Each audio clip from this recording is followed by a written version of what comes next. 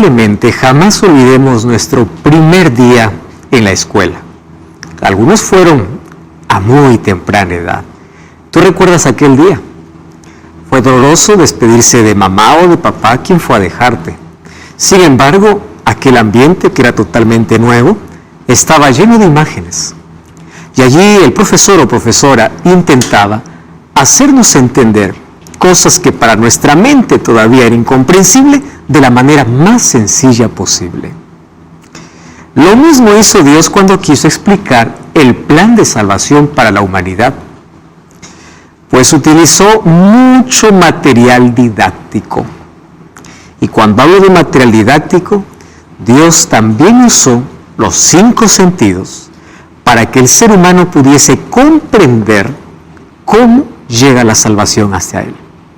En el santuario, nosotros vemos la escuela de Dios, donde nos ilustra con tantas imágenes la manera como nos salva.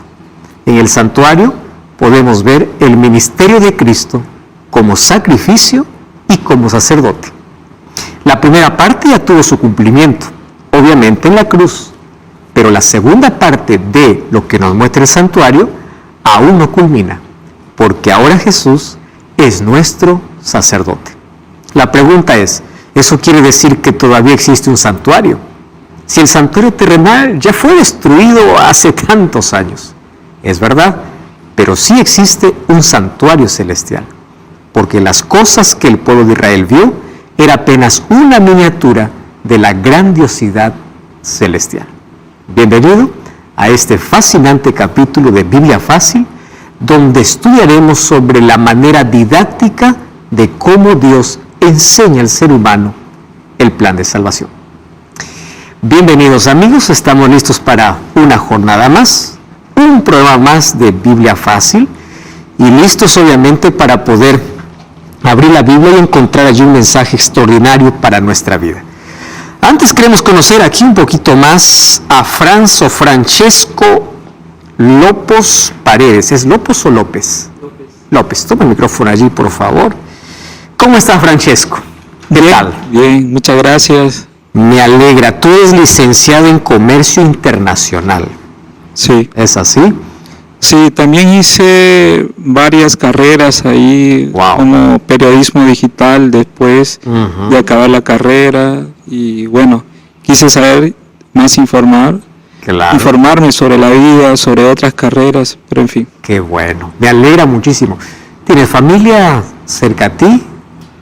Bueno, ahora aquí en Brasil estoy viviendo desde el 2013, ¿sí? Desde ahí he estado emprendiendo, ¿sí? En varias empresas. Luego de eso, ahora actualmente estoy con consultoría en comercio exterior. Qué bueno. Pero toda la familia está esparcida en partes como en España, Argentina y Bolivia. Qué bueno, Francesco. Nos alegra que puedas participar aquí del programa. Qué bueno que puedas estar aquí, hacer una pausa a tus diversas actividades para poder invertir tiempo en lo que realmente es tan importante para la vida como la salvación. Gracias por estar aquí con nosotros. Gracias. Gracias. Muy bien, vamos en este momento a entrar allí a nuestro tema de hoy y obviamente queremos como siempre ofrecer un curso bíblico para todos nuestros amigos que tienen interés en profundizar más su conocimiento sobre la palabra de Dios. Y el tema que hoy abordaremos está también aquí en esta revista, En Busca de la Verdad. Y puedes solicitarlo a través de nuestro número de WhatsApp, que es el más 5512 9810 1460, o también puedes ingresar a nuestro sitio web estudielabiblia.com. Vas a encontrar este y otros tipos de materiales valiosísimos que van a enriquecer sin duda tu fe. Vamos al tema de hoy, santuario. Ya antes de abrir la Biblia, vamos a pedir que Dios nos conduzca en oración. Querido Dios, estamos listos para sumergirnos una vez más en este océano infinito de amor, de promesas, de enseñanzas para nuestra vida, que es tu palabra. Y hoy queremos comprender de qué manera nosotros encontramos la salvación en ti. Queremos entender la manera didáctica, los recursos que tú utilizaste para hacernos entender la gravedad del pecado, como también el costo de nuestra salvación. Y al entenderlo queremos aceptarlo en nuestra vida, por eso suplicamos tu presencia una vez más entre nosotros, en el nombre de Jesús. Amén. Nuestro tema de hoy es el santuario. Una de las cosas interesantes que aprendimos en la vida es que algunas personas que alcanzan cierta popularidad, cierta fama y cierto poder en la vida, no se puede más conversar directamente. Ustedes ya vieron que los famosos o los hombres que tienen mucho poder, ellos siempre van a tener un representante. ¿Quieres hablar conmigo? No es directo, habla con mi representante. Y el representante obviamente es aquel que aproxima a ambas partes, aquel que tiene la necesidad de contactarse con aquel ser humanamente inalcanzable. Eso es muy común dentro de nuestro mundo. Pero ustedes sabían que todo ser humano, no importa su condición social, económica, no importa su grado, su título, todos nosotros tenemos un representante. Y es el mayor representante de todos. ¿Quién es ese representante? Es Cristo.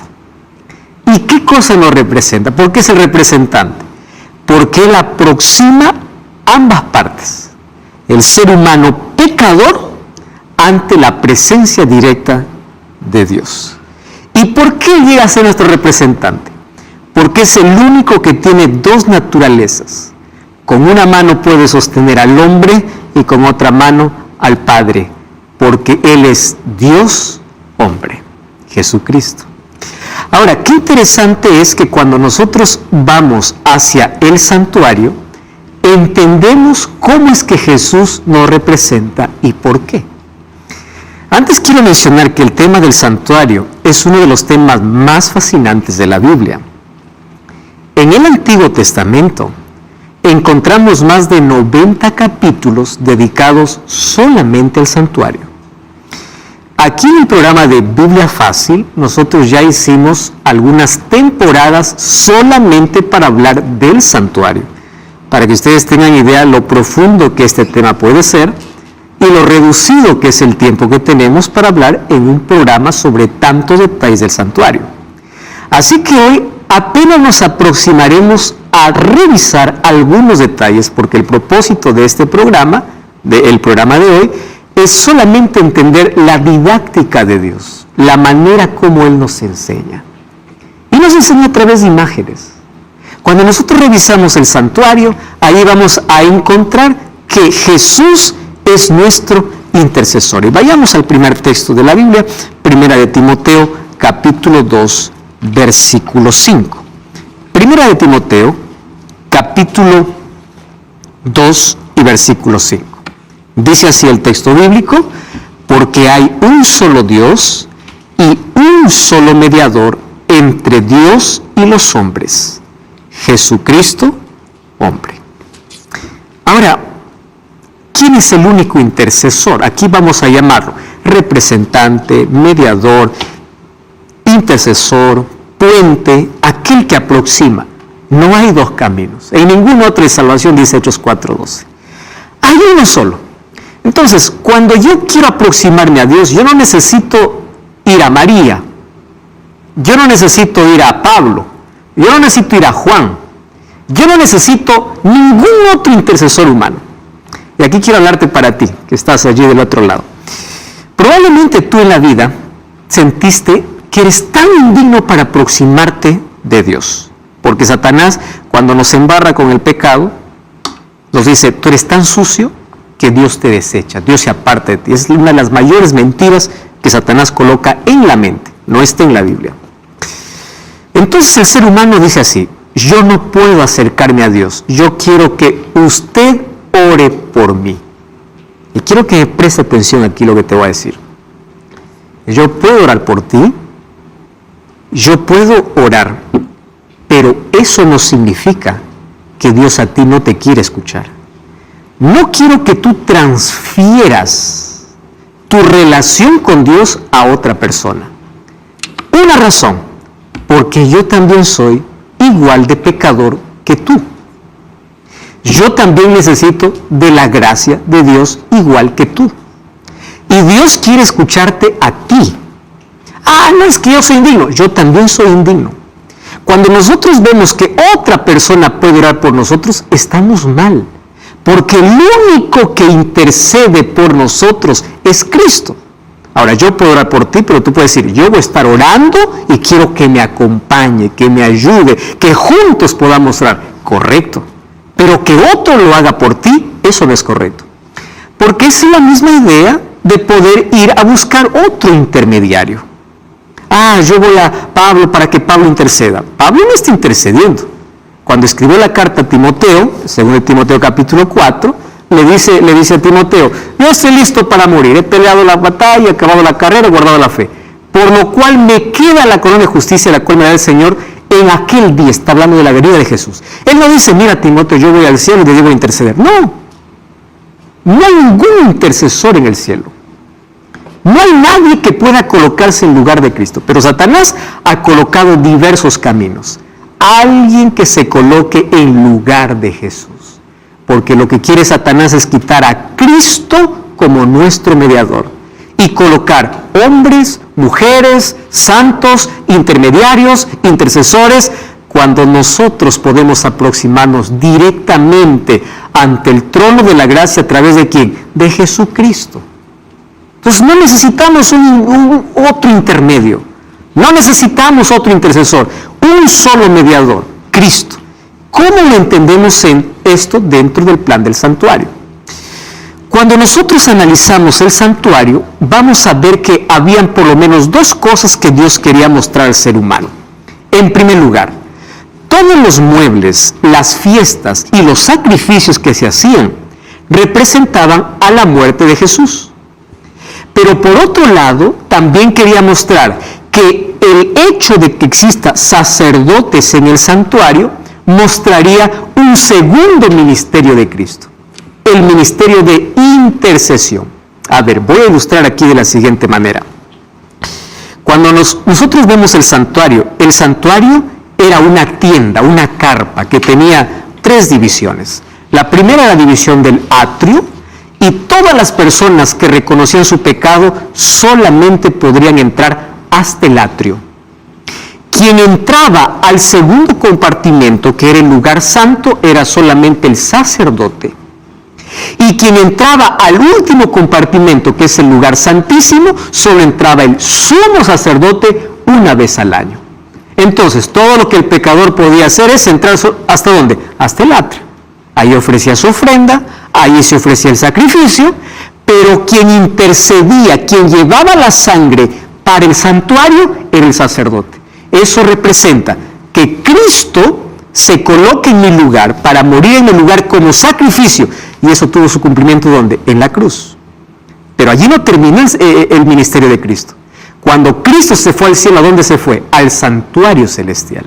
¿Dónde está eso? Eso vamos a verlo ahora en la Biblia. Vamos al libro de Hebreos capítulo 4, versículo 14 hasta el versículo 16. Hebreos capítulo 4, versículo 14 hasta el versículo 16. Presten atención porque esta es la mayor invitación que nosotros encontramos para nosotros hoy. Hebreos 4, 14 hasta el 16. Rebeca, ¿tienes el texto? Puedes leer, por favor. Por lo tanto, ya que tenemos un gran sumo sacerdote que entró en el cielo, Jesús, el Hijo de Dios, aferrémonos a lo que creemos. Nuestro sumo sacerdote comprende nuestras debilidades, porque enfrentó todas y cada una de las pruebas que enfrentamos nosotros. Sin embargo, Él nunca pecó. Así que acerquémonos con toda confianza al trono de la gracia de nuestro Dios. Allí recibiremos misericordia y encontraremos la gracia de Dios que nos ayudará cuando más la necesitemos. Muy bien. ¿A quién tenemos como sumo sacerdote? A Jesús. ¿Dónde está? En el cielo. No dice que alguien se acerque por ti, tú acércate. Y cuando te acercas a ese trono de la gracia, vas a recibir 2 cosas. Gracia, 3 cosas. Gracia, misericordia y socorro. ¿Cuándo sucede eso? Cuando nos acercamos a nuestro sacerdote. o sumo sacerdote. ¿Quién es? Jesucristo. Vamos para ello a analizar, para entender esta invitación que hace aquí el escritor, cómo es que funcionaba el santuario. Déjenme hacerles un repaso muy breve de por qué Dios mandó construir un santuario. Cuando el pecado entró, abrió un abismo entre el ser humano y Dios. Dios ya no podía más comunicarse con el ser humano. Dios levantó profetas, eso ya vimos, a través de ellos vino la Biblia. Solo que Dios siempre quiso vivir con el ser humano. Es una de las cosas más lindas, ¿no? Dios siempre buscando al ser humano. El ser humano nunca busca a Dios, es Dios buscando al ser humano. Un día Dios le dice a Moisés, cuando ya lo libertó de la esclavitud de Egipto, cuando está en el desierto, le dice así: hazme un santuario. ¿Qué cosa sería un santuario? Hazme una carpa para mí.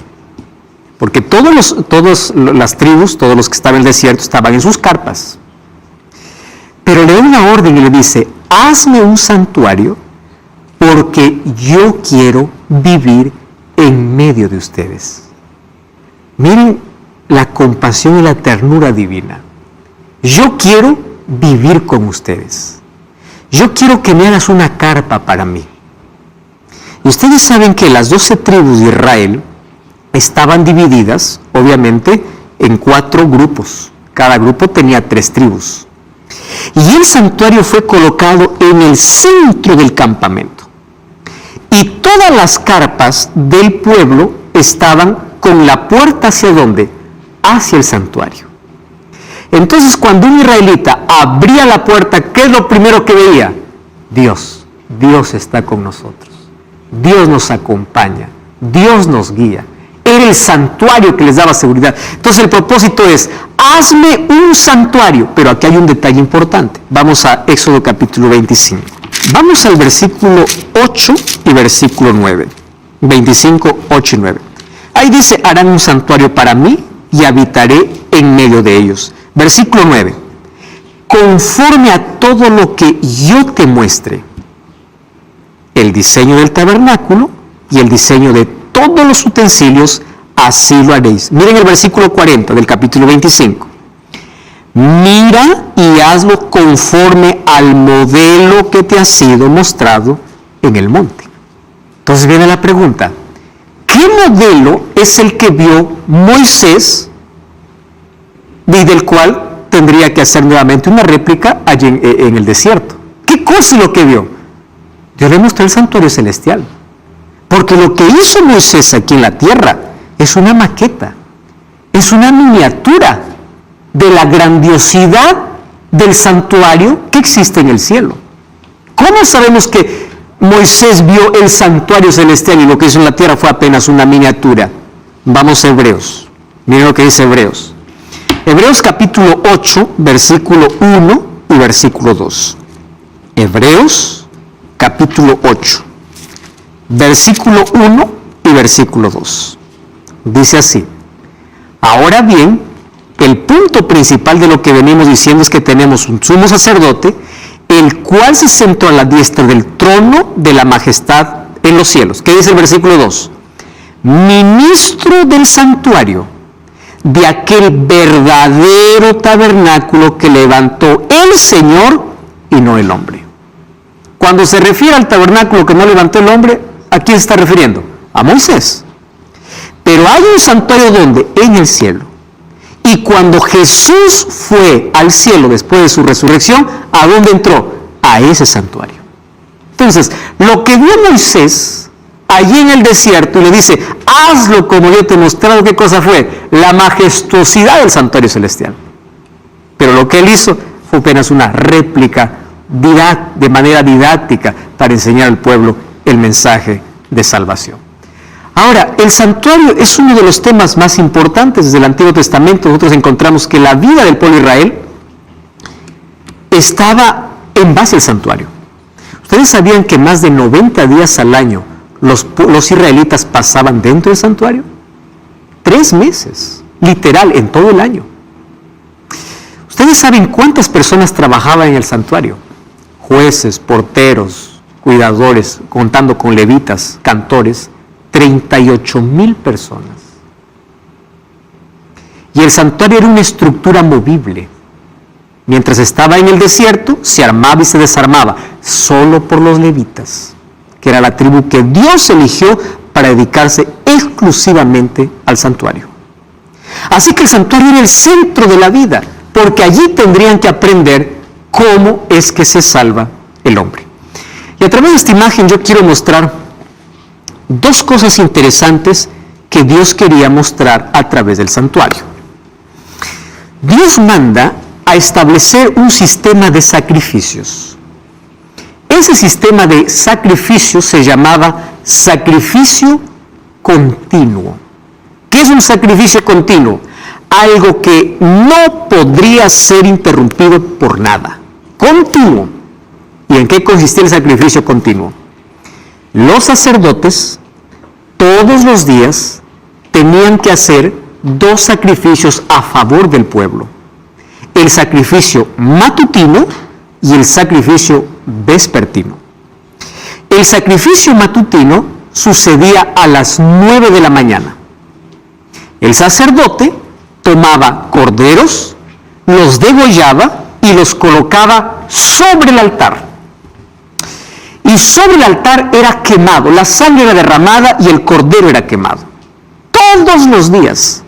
No había un solo día que los israelitas no puedan oler ese olor a carne quemada, ver ese humo que sube al cielo y ver la sangre que se derrama sobre el altar. Todos los días. Era el sacrificio a favor del pueblo. ¿Desde cuándo comenzó el sistema de sacrificios?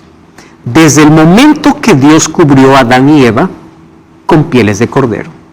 Ustedes se acuerdan que cuando ellos quisieron solucionar su problema, fueron a coser hojas de higuera. Eso no sirve para nada. Y quien hizo el primer sacrificio no fue Dios, fue Adán. Ustedes saben que Adán tuvo que ser partícipe del primer cordero muriendo. Y cuando murió ese cordero, ese animal inocente, él entendía que la muerte él lo merecía, no el cordero.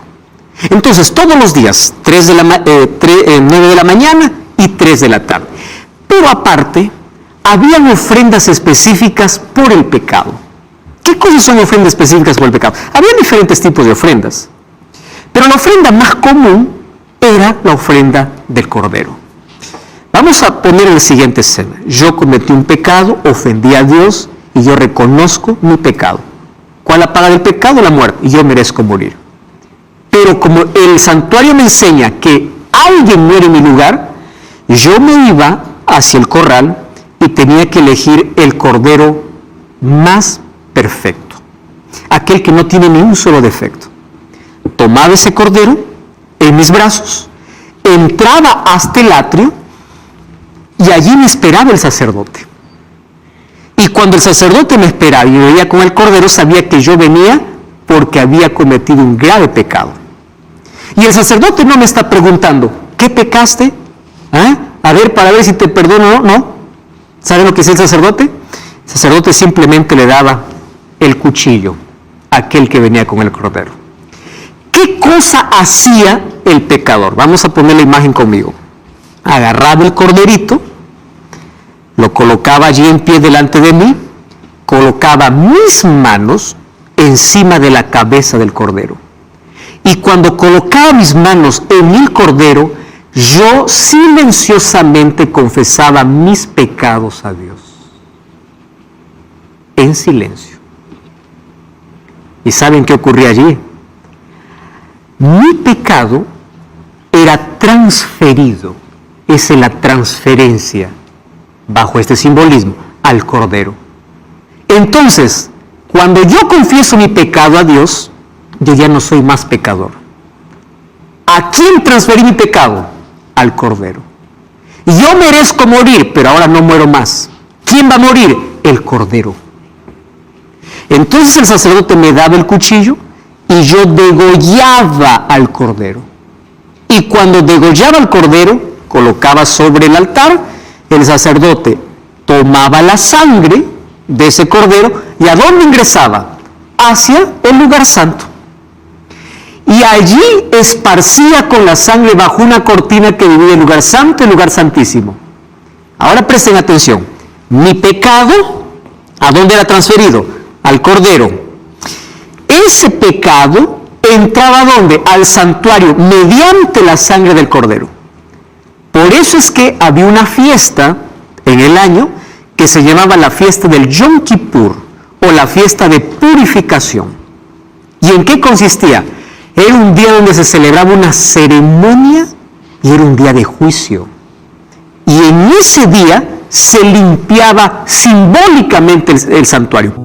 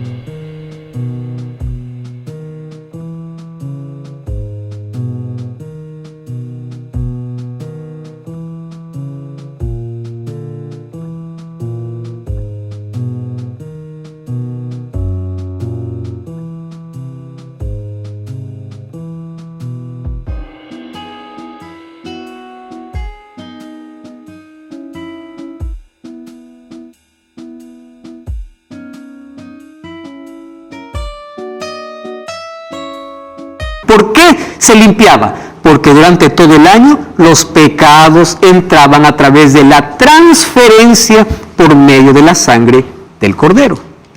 Entonces el santuario se contaminaba. Yo era perdonado, pero el pecado quedaba como registrado. ¿Dónde? Adentro del santuario.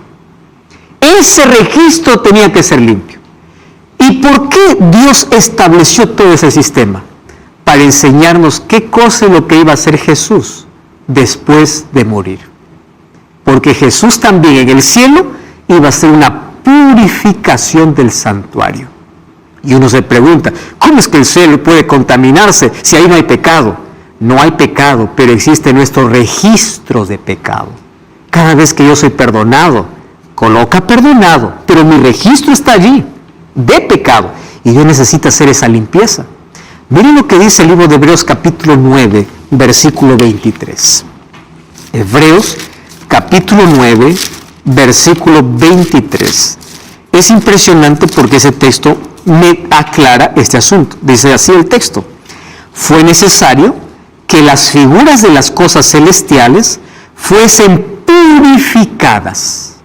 Ya no está hablando del santuario terrenal, está hablando del santuario celestial. Pero las cosas celestiales con mejores sacrificios. Claro, porque ¿cómo se limpiaba el santuario terrenal? A través de sangre de corderos. ¿Y cómo se limpiará el santuario celestial? A través de un mejor sacrificio. ¿Cuál es el sacrificio? El sacrificio que Jesucristo hizo.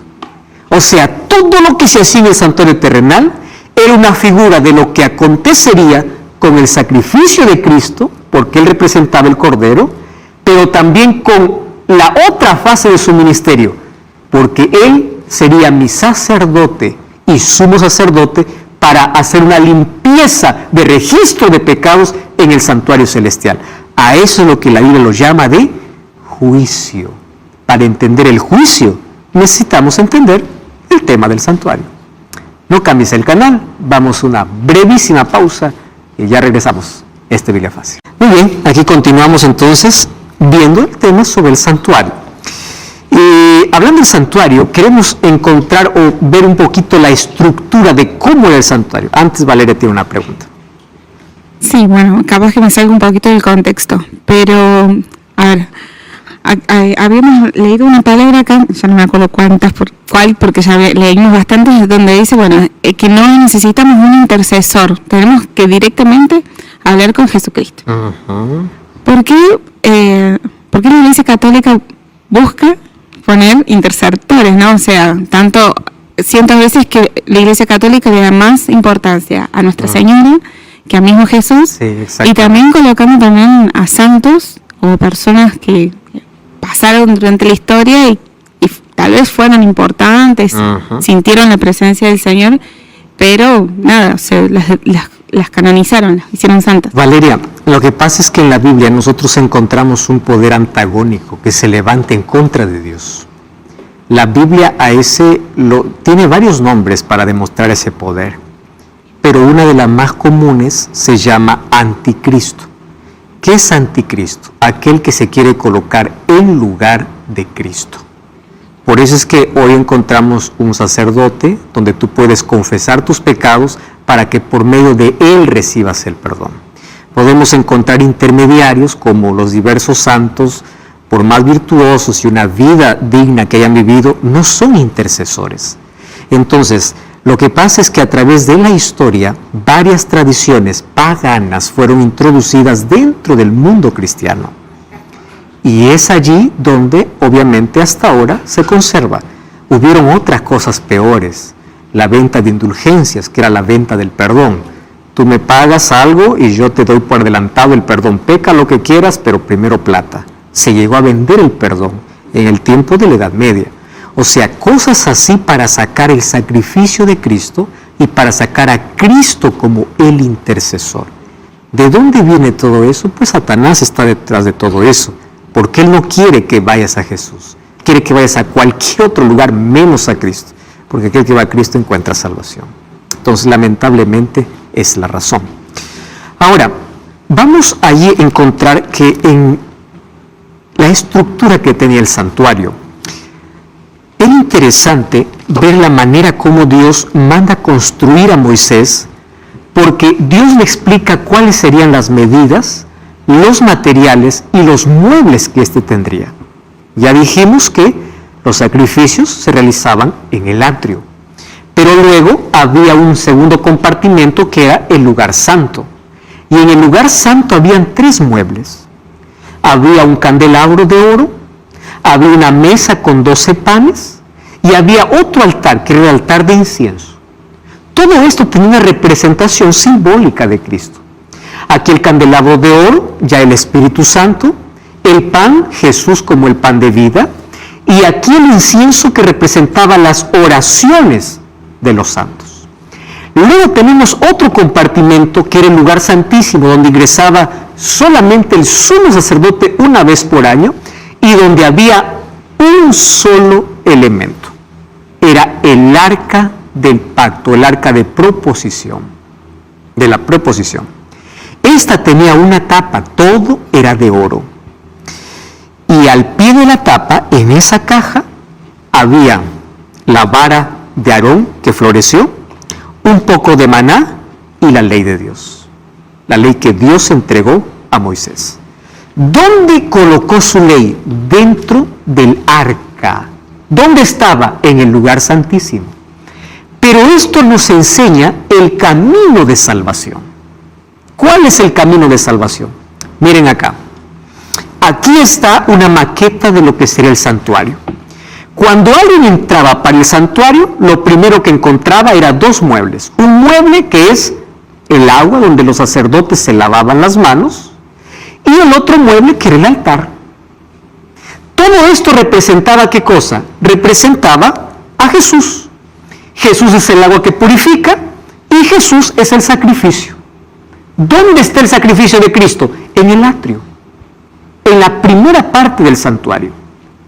Pero también esta agua puede representar el bautismo. Miren, cuando una persona viene de afuera para el santuario, vamos a decir, para formar parte del pueblo de Dios, de la familia de Dios, ¿qué es lo primero por donde tiene que pasar? Por el sacrificio. ¿Qué significa esto? Nadie puede entrar al santuario sin primero haber aceptado ¿qué cosa? El sacrificio de Cristo. Por eso es que nadie puede ser cristiano, nadie puede emprender una vida, un camino hacia el cielo sin aceptar el sacrificio de Jesús. Eso es lo primero, por medio de la fe. Sin sacrificio no hay salvación, sin sacrificio no hay pan, no hay luz, no hay nada. El sacrificio de Jesús nos garantiza la entrada. Ahora estoy hablando del plan de salvación. ¿Qué sucede cuando una persona acepta el sacrificio de Jesús? Es bautizado.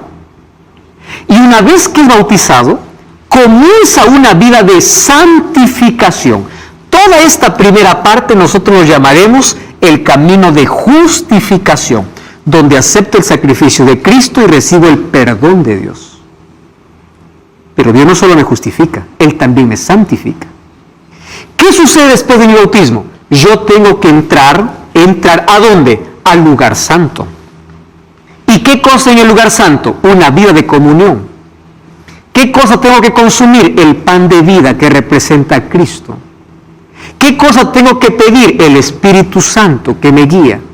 ¿Qué cosa tengo que hacer? Orar constantemente. Si ustedes aquí se dan cuenta, hay 3 elementos: oración, palabra de Dios y el Espíritu Santo. Esa es una vida ¿de qué? De santificación. Y esto es continuo. Pero una vez que el cristiano vive bajo estos símbolos en su vida, ¿qué cosa, a dónde se dirige? ¿Qué cosa es lo que tiene que hacer después? Entrar directamente a la presencia de Dios, que es el lugar santísimo. ¿Y qué cosa está en el lugar santísimo? La ley de Dios. Presten atención aquí. Cuando Satanás dice que la ley no existe, te está rompiendo todo el proceso, todo el camino que tienes que transitar. La ley de Dios no está en la puerta, no está en el lugar santo. ¿Dónde está? En el lugar santísimo. Es decir, aquellos que llegan a la presencia de Dios y van a morar con Él eternamente son aquellos que aceptaron su gobierno. ¿Y cómo se acepta el gobierno? Aceptando su voluntad. ¿A través de qué? De su ley. Presten atención.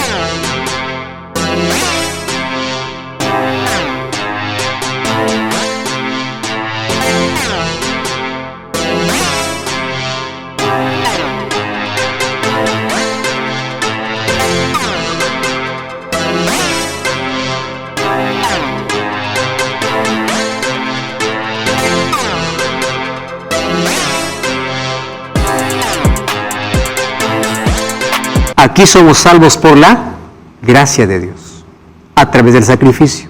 Esa gracia nos va transformando hasta que llegamos finalmente ¿a dónde? A la presencia de Dios.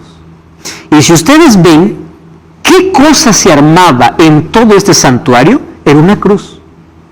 Aquí encontramos los primeros 2 objetos o elementos.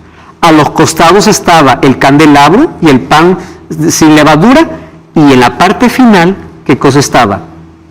Estaba el arca del pacto junto o con la ley de Dios. Este es el camino de salvación. Ahí ustedes pueden notar una cruz, y esto me indica que en la vida cristiana debe haber justificación, santificación y glorificación. Este es el camino. ¿Cuál es el camino? Cristo. ¿Recuerdan a Jesús diciendo, yo soy el camino, la verdad y la vida? ¿Cómo entro al camino? Aceptando su sacrificio. ¿Qué cosa es la verdad? Cuando Jesús dijo, yo soy la verdad, quiere decir que vivas la verdad a través de la oración, a través de la palabra, a través del Espíritu Santo, para que luego puedas tener la vida eterna. ¿Qué cosa es la vida? Su ley en tu corazón. Ese es el proceso. ¿Dónde está mostrado? En el santuario. Ahora, yo les dije que ese santuario, como todos los días entraba sangre, era contaminado, porque quedaba registrado el pecado dentro. Y para ello, el sumo sacerdote hacía una ceremonia especial cada año, y era fijo, el 10º día del 7º mes. ¿Cuál era el 7º mes judío? Era el mes de Tishri. Entonces, en el mes de Tishri, todo el pueblo se preparaba, porque el 10º día del 7º mes era un día de limpieza del santuario, pero también era un día de juicio. ¿Y por qué de juicio? Todos aquellos que no habían confesado sus pecados o no habían pedido perdón ni hubo arrepentimiento, ese día morían. Así que cuando el sumo sacerdote salía, después de haber purificado el santuario, todo el pueblo celebraba, y ahí venía la próxima fiesta, que era la fiesta de la alegría, la fiesta de las cabañas, que era la última fiesta que del pueblo de Israel celebraba en el año. Pero antes, ¿qué cosa había? La fiesta de purificación del santuario, que representaba también un día de juicio. Para ese día habían algunas cosas interesantes. Venían dos machos cabríos, echaban suerte, uno para Dios y el otro representaba a Satanás. Aquel que era para Dios era muerto porque representaba a Jesucristo. Con esa sangre el sumo sacerdote ingresaba hasta el lugar santísimo donde estaba el arca, donde estaba la ley de Dios. Y después de que Dios había aceptado el arrepentimiento de todo el pueblo, el sumo sacerdote salía cruzando el lugar santísimo, lugar santo, hasta el atrio. Cuando llegaba al atrio, mandaba que el otro macho cabrío, que era destinado para Azazel, vaya siendo llevado por alguien al desierto para que muera. Cuando es llevado para el desierto, representa el milenio, donde Satanás quedará por 1000 años atado y finalmente será ejecutado. Ahí estamos hablando ya de las fases de juicio que en el santuario se revelaban de buena manera. Ahora, Jesús era el sacrificio, Él era la ofrenda, pero también el sumo sacerdote. Por eso es que dice el libro de Hebreos que después que Jesús resucitó, ¿a dónde se fue? Al santuario, se fue al cielo. Ya no es más el sacrificio, porque su sacrificio es una sola vez, ahora va a ser sumo sacerdote. Entonces, ahí viene nuestro desafío. La mayoría de personas y de iglesias solamente miran el Calvario, pero el Calvario no completa el plan de salvación. El Calvario es parte del plan. ¿Dónde Jesús continúa su obra? En el santuario. Nosotros no podemos mirar el Calvario sin mirar al santuario, porque en el Calvario vemos a Jesús muerto, pero en el santuario vemos a Jesús continuando trabajando a favor de la humanidad. ¿Cuál es la diferencia dentro de ese plan? Jesús en el Calvario dio su vida por toda la humanidad. ¿Pero por qué está en el santuario? Porque solamente se salvará aquel que aceptó su sacrificio en el santuario. Por eso recuerdan la invitación de Hebreos: venid. ¿A quién? A nuestro sumo sacerdote. ¿Qué vamos a encontrar? Gracia, misericordia y oportuno socorro. ¿Por qué? Porque la sangre de Jesús no funciona de manera automática. La sangre de Jesús tiene que ser aplicada. La sangre de Jesús tiene que ser aceptada por medio de la fe. Entonces yo me voy a Cristo y le digo: Señor, acepto tu sacrificio, quiero tu perdón. Él aplica su sacrificio en mi vida. Entonces, cuando yo me acerco al santuario, el sacrificio del Calvario tiene valor. ¿Por qué creen que muchos se perderán? Porque la mayoría no aceptó ese sacrificio. Y aunque su sacrificio era suficiente para salvar a todos, solo se salvarán aquellos que se aproximaron delante de Dios al santuario. ¿Mediante quién? Mediante Jesucristo. Por eso la importancia de poder entender el asunto del santuario. Cristo como sacrificio cumplió la primera parte en el Calvario, pero ahora continúa ¿dónde? En el santuario. En el cielo está el santuario. Ustedes pueden verificar allí en el libro de Apocalipsis 14, 17, 15, 5, 16, 17, 11, 19. Dice que Juan vio el arca del pacto. Juan vio el santuario en el cielo. Porque el santuario real está en el cielo. Aquel que hizo Dios. Ahora, ¿por qué Dios hizo un santuario en el cielo? ¿Qué cosa para que en nuestra mente pueda estar bien claro ese asunto? El santuario es el palacio administrativo del universo. Digamos que la sede del gobierno de Dios. Es el centro administrativo cósmico, es el centro de adoración universal. Pero hoy ese santuario también es un centro de juicio. Y la Biblia habla de juicio. Jesús habló de juicio. En el libro de Mateo capítulo 11 dice: ay de ti Corazín, ay de ti Betsaida, si en Sidón se hubiesen hecho los milagros que en ti se hicieron hace tiempo, se hubiesen arrepentido. Así que digo que en el día de juicio, Jesús está hablando de juicio. Y cuando se habla de juicio, 2 Corintios 5:10, ¿saben qué cosa dice? Ahí 2 Corintios 5 dice: todos podemos comparecer delante del tribunal. Todos vamos a comparecer. Todos vamos a estar delante del juicio. Primera de Pedro 4:17 dice que ese juicio tiene que comenzar por la casa de Dios. ¿Qué significa la casa de Dios? Por aquellos que creen en Jesús. Porque hay una primera fase de juicio que se llama el juicio investigador. Ese juicio se está realizando hoy en el santuario. ¿Qué significa juicio investigador? Todo aquel que dice creer en Jesús hoy está siendo juzgado. Porque no todo aquel que dice creer se va a salvar. Entonces, ¿cómo es juzgado? ¿Saben que el juicio para nosotros es buena noticia? ¿Por qué es buena noticia? Romanos 8:1 dice: ninguna condenación hay para los que están en Cristo Jesús. Porque Él es mi abogado. Si uno vive aferrado a Cristo, uno va a pasar el juicio. Porque Cristo coloca sus méritos en nuestra vida. El libro de Juan 3:18 dice que aquel que cree en Cristo no es condenado, pero aquel que cree y vive con Cristo pasa este juicio. Y en este juicio se determina quién de entre los vivos, cuando Jesús viene, se salva y quién se pierde. En este juicio se determina quién de entre los muertos resucita y quién no resucita. En este juicio se determina la salvación. Y aquel que es nuestro abogado finalmente dará la sentencia.